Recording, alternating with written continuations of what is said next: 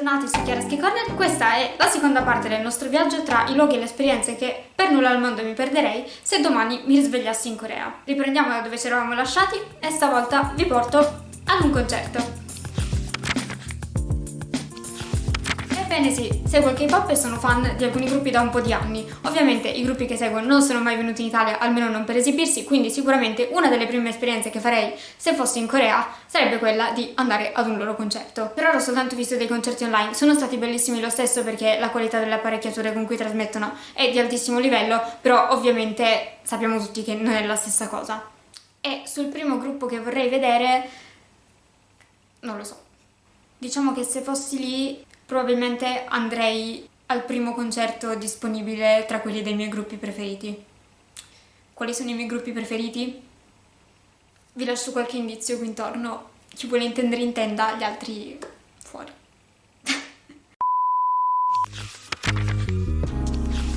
Un'altra esperienza che vorrei assolutamente fare è quella di indossare l'abito tradizionale coreano che si chiama hanbok, che era molto utilizzato fino agli anni 60, dopodiché ovviamente è stato sostituito dagli abiti in stile occidentale, diciamo. È ancora utilizzato oggi? Sì, soprattutto per cerimonie ed eventi come la festa di primo compleanno per un bambino, il capodanno lunare e il ringraziamento coreano. No ragazzi, non voglio comprarne uno, forse non tutti saprete che in Corea in diversi luoghi è possibile affittare per un costo abbastanza ridotto uno di questi abiti. Per cosa? Per guardarsi allo specchio per qualche ora? No, c'è la possibilità di farsi una bella passeggiata tra i palazzi reali. I palazzi reali di Seoul sono 5, di cui il più grande e importante è il Gyeongbokgung. E già che siamo lì, farei anche una bella passeggiata per il villaggio Bukchon-hanok. Che cos'è? È un villaggio tradizionale coreano molto antico, un tempo sede dei funzionari governativi e della nobiltà. Ed è proprio strutturato come un quartiere del tempo, quindi case basse, vicoli stretti e così via. Insomma, è davvero un luogo caratteristico che sicuramente almeno una volta vale la pena vedere. Ah, una cosa che dimenticavo di dirvi è che se si indossa l'abito tradizionale, l'ingresso al palazzo è gratuito. Come ultima tappa di questo viaggio ho deciso di portarvi a fare una passeggiata stavolta veramente rilassante tra i parchi del fiume Han.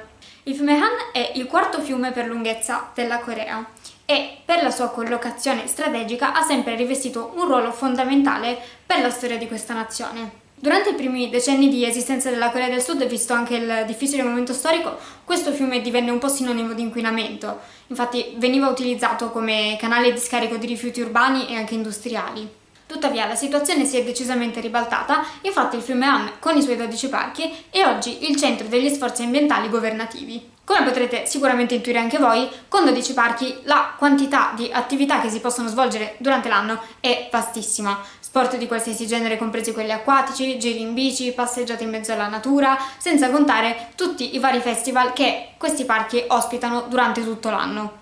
Se vi state chiedendo che cosa fare io, vi rispondo con un'altra delle mie fantastiche classifiche. Al terzo posto abbiamo la visita all'area campeggio. Può sembrare banale, però penso che sia davvero un ottimo modo per rilassarsi sia da soli che in compagnia. Ti affittano tutto l'occorrente, tenda, strumenti per il barbecue, tutto quello che ti serve. Penso che sia un'idea molto carina. Al secondo posto vi metto una visita ai mercati notturni. Durante la passeggiata, oltre a dare un'occhiata alle bancarelle, è anche possibile assistere a eventi e spettacoli musicali. E non è per tornare proprio sempre sull'argomento, ma è possibile anche gustare deliziosi piatti locali.